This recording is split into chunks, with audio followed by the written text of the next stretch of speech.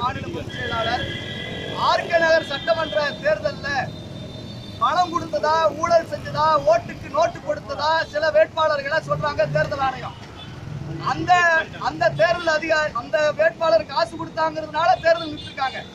நான் என்ன சொல்றேன், எவன் காசு கொடுத்தானோ, எந்த வேட்பாளர் காசு கொடுத்தானோ அந்த வேட்பாளர் மீது நடவடிக்கை எடுக்கும். நாங்களும் உழைச்ச காசு 2 லட்ச ரூபா 3 லட்ச ரூபா இப்ப கடங்காரு. நாங்க தேர்தலை ரத்து பண்றீங்க.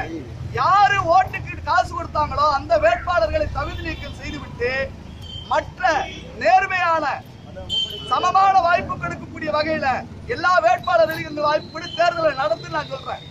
நீங்க 4 கொள்ளக்கார 4 பணக்கார வேட்பாளர்கள் காசு விட்டாங்கிறதுக்காக ஜனநாயகத்துல சமமின்மை இல்லை. தேர்தல் ஆணைய புறா சிறப்பட அந்த படம் இருந்துச்சு.